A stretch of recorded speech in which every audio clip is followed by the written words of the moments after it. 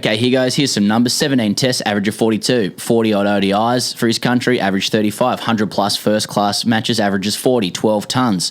Always seems to be scoring runs for the Adelaide Strikers in dappled light at Adelaide Oval. Retained the Ashes last year, ton on Boxing Day. All sorts of good shit there. I'm talking about Travis Head. Travis, welcome to The Grade Cricketer. Thank you. Thanks for the pump up. Travis, look, you were going through your crick info stats. You go through the same stuff, when we kick off with guys. But you were a true prodigy. You're a prodigy in the Greg Chappell molds. Yep. SA 19's captain, Shield debut at 18, national debut at 22. Like under Chappell's philosophical leadership, the Pathways program. Like I can only guess you've actually bypassed grade cricket altogether and don't actually have a club. Not anymore. No, I do. No, I do. Limited support, limited chance. But I was actually very fortunate to play a lot of great cricket growing up. So, how old were you? I actually played 12. I played a year of every grade, so fourth grade through to first grade. So I learnt the ropes pretty well, and I had Peter Sleep as my coach at Teacher Gully Cricket Club. So. I was very fortunate to be pushed straight through very quickly, play a year of every grade before I played A grade cricket, and then play a couple of years of that before first class cricket. So I played with men from a very, very young age. So learned to be quiet and sit in the corner. So it's nice to be able to talk now. Let's break that down. Let's do some maths on that. Okay, sorry, Travis, but we are hard hitting journalists, as you know. Yeah. But so you've debuted for South Australia at 18. You've just said you played a couple of years. There was a couple of years there before you debuted, right? And a year in every grade, starting in fours. So, literally, how old were you when you played fourth grade? Yeah, I think I was about 12 or 13, fourth grade. That's unbelievable. Were you like an early developer, physically speaking, or? I was tiny. Yeah. The good thing is, I think I wicket kept. So I played a year of under 40. I played like the 14 whites year, like above age, and then I just fed straight through, and then sort of missed it. So I was wicket keeping, so I jumped the stiff and wicket kept up to B grade, and then was sort of at my school.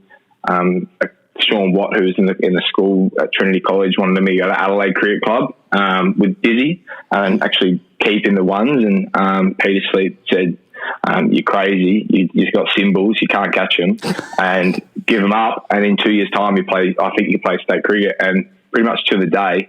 2 years later, I debuted. So it was I gave up the gloves pretty quickly. Played ones as a batter, and it moved pretty quickly for me.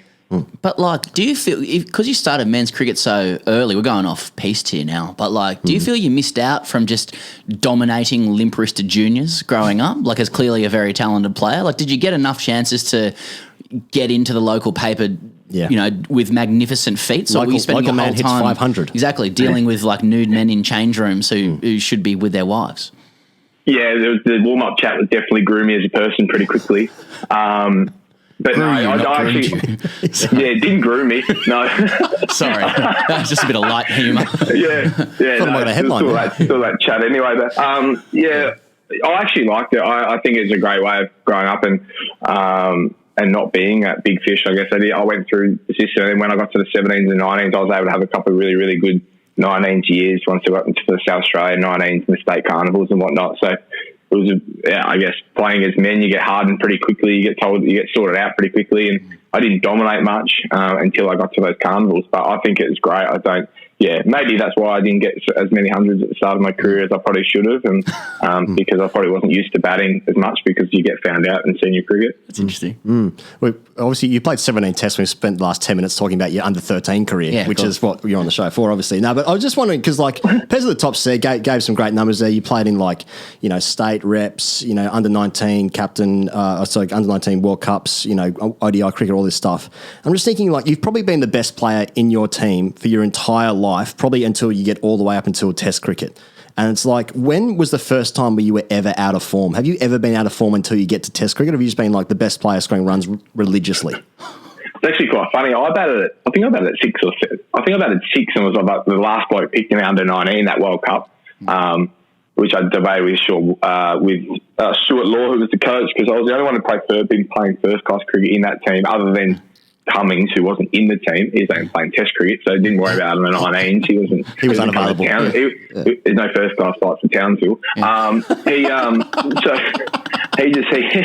He was fine. He was just knocking Callis over. So and I was the only one to play first class cricket, but found it hard that they're batting at 6. So yeah, I must have struggled to get into that team, and then but no, I think my approach to the game and not trying to take too much, and I guess being that younger guy on the team, I've always found ways to be able to learn on the go and continue to do that, and which has found myself, touch wood, not having too many form slumps and being pretty consistent, which is, as a player, that's what you want to do. That's your goal. You be as consistent, know when you can rock up and perform as much as you can. So you'll turn 27 at the end of the year again. Cricinfo stats there. Like most guys are just coming into their peak in the next couple of years when you turn 27. So like if someone had told you earlier on, like at 27, you'll have played 60 odd times for your country, you've averaged 40 in 20 odd tests, 100 first class matches at 42. Are you thinking that's a reasonable start from which to build, or do you feel like you've got ground to make up and you wish you'd done better? I'm looking at the Graham Hick, 450 first-class games, played on 40. I look at all those old boys that have played 700 first-class games, and I thought, that'd be nice. There's a lot of warm-ups in that, but no, I've been very fortunate to play. Been very fortunate to play a lot of cricket to a very young age. I understand that, I'm probably ahead in that aspect, so I think I've got to make the most of that with that experience factor. And I could end up playing a lot of cricket, which is not a bad thing.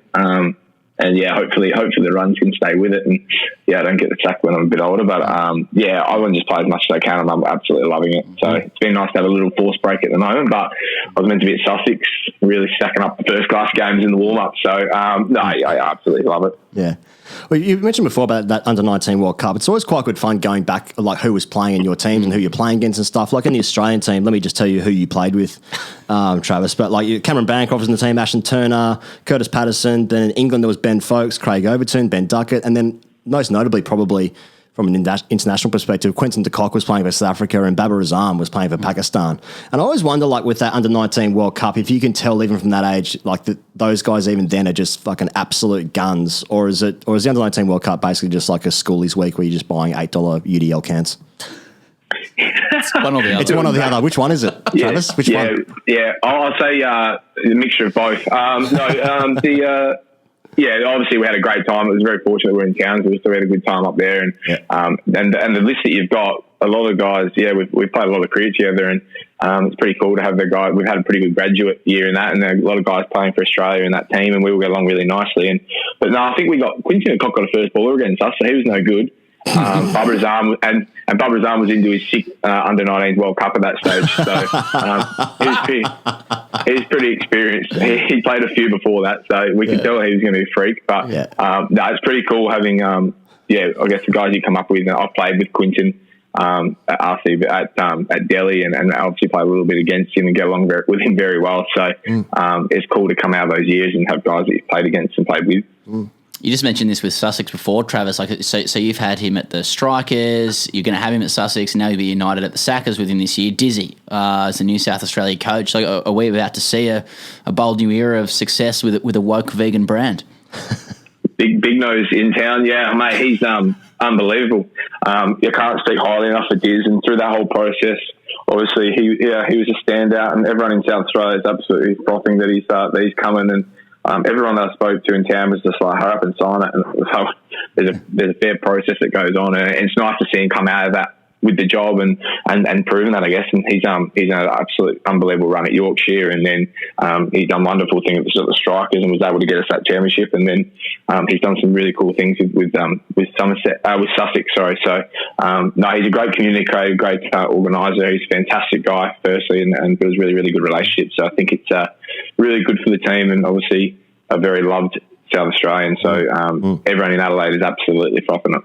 Like, just a bit of a compare and contrast here. Like, we had Buck Rogers on the show last week, and he talked about having to front a panel with Peter Hanscom on it and stuff like that. I mean, was it similar with you? Like, did Dizzy have to convince you via presentation that he should get the job? No, I wasn't in the process. So I just chatted to. Obviously, was working closely and knew a fair bit about it, but I left that to the powers to be. I think I got really confident in the guys above, and on the board, and Keith and Andrew and Tim Nielsen, and they've done a fantastic job. And I know the process that he went through, and I know Diz very well, and I spoke to Diz as well. And the process was very thorough. He was outstanding at it through all aspects of that. And it's nice for him to come out, and we're ready for him to get in Adelaide and get ready to go.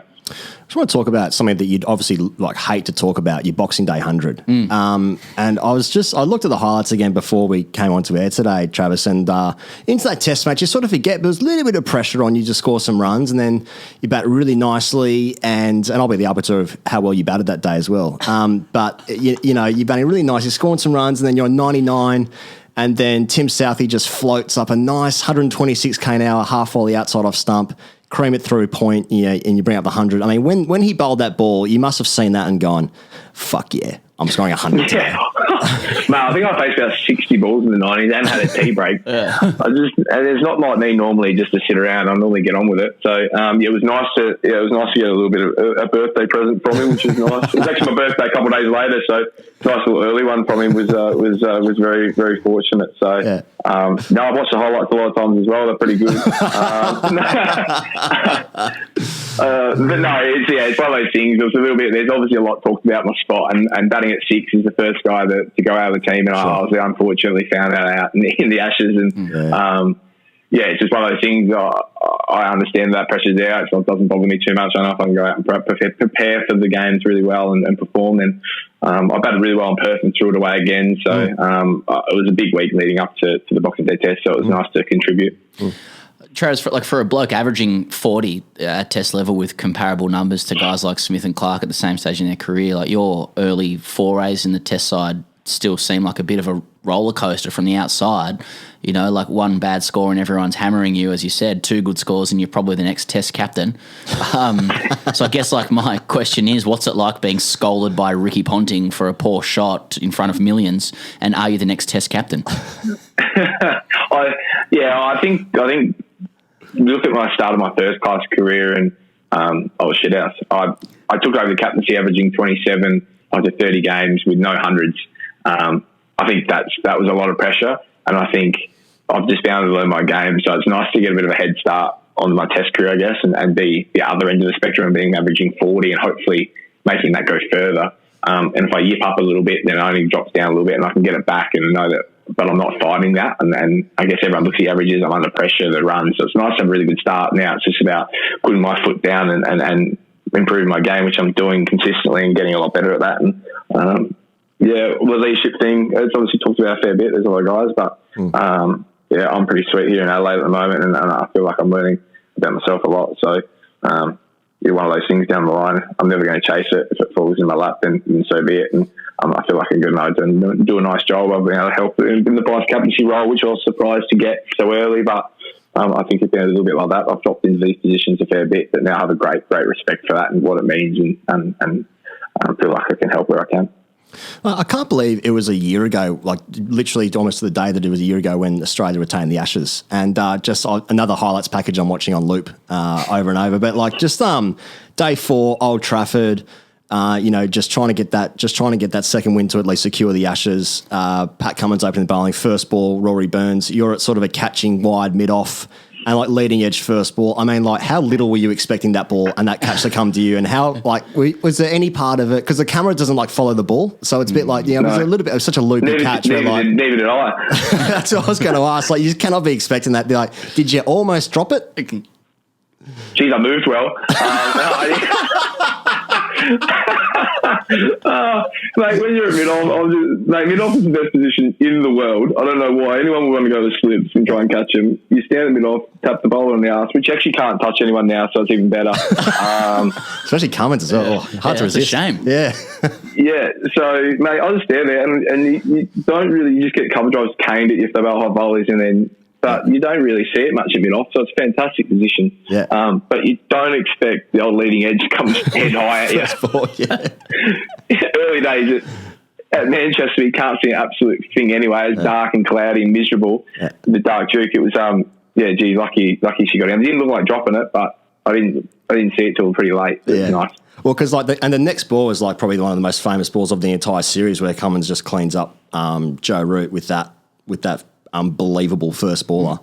I mean, like, can you take us through that moment? That doesn't happen if I don't take the hang of the ball before. So. And the nation thanks you for securing the Ashes. Yeah, exactly. The untold story. That's it. Actually, untold story. The leading edge that hits me on the dick at mid-off.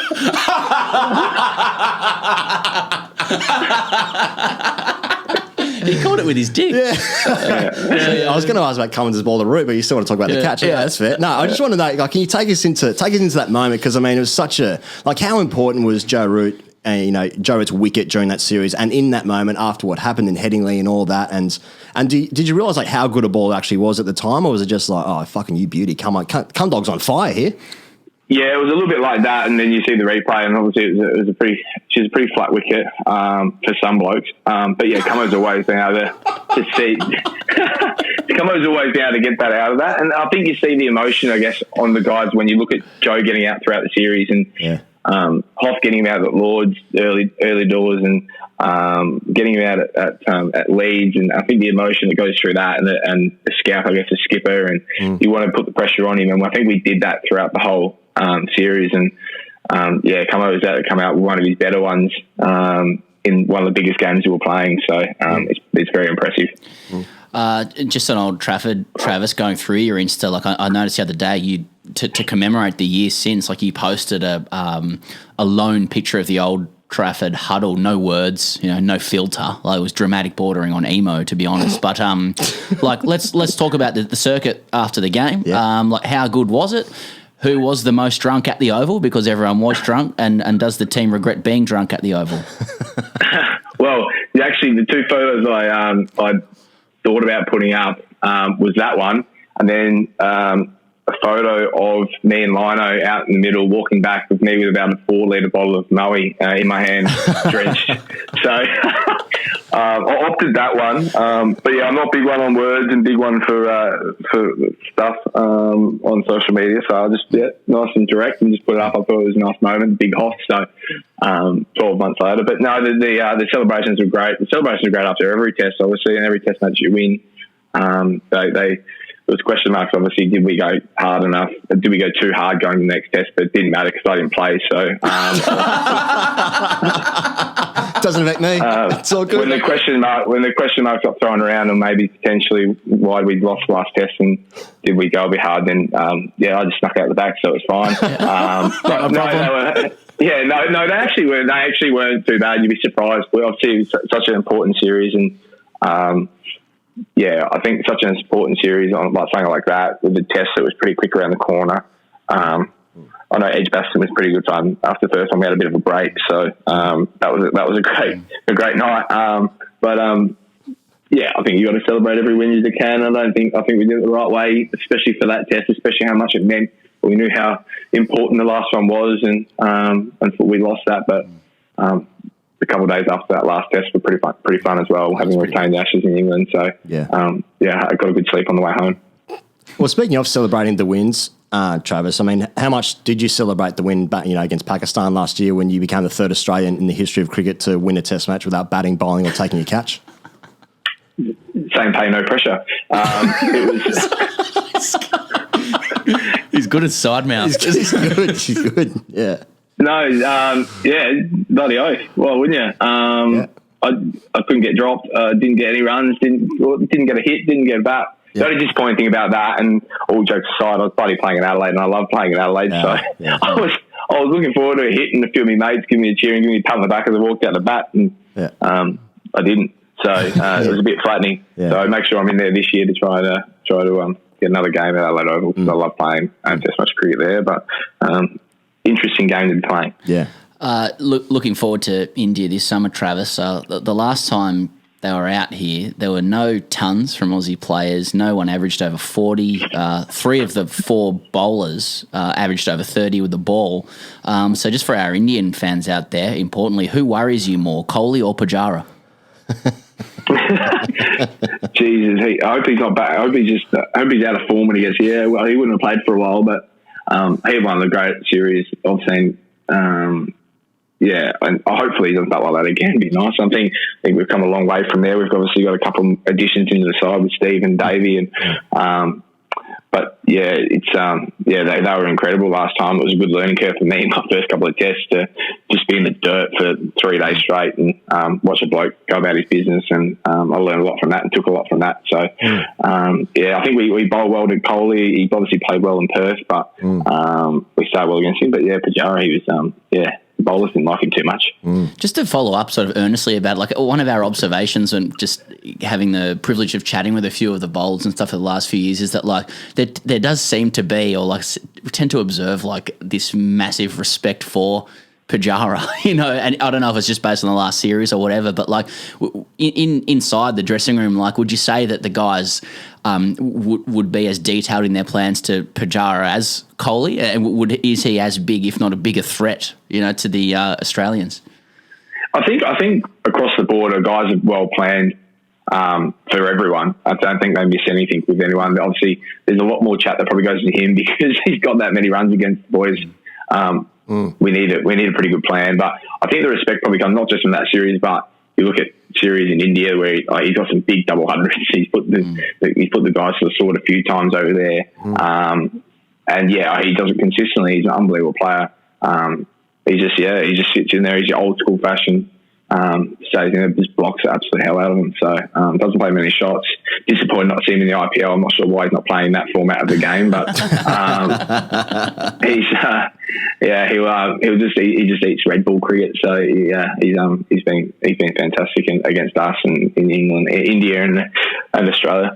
Be really good to see him in the IPL, just 25 not out of 75 rocks, just doing his job. Knock the shine off it. Just knock it around. Yeah, I mean, obviously, I assumed that you'd be, desperately hoping that you were picked to go over to the UK at the moment. But it's interesting with those guys, like, they're going to be in a bubble, one form or another, for like 5-6 months now, isn't it? I mean, it's really strange. I mean, you must be half missing not being there, but also relieved that you're not, in a bubble with Marnus talking shit for 5 months.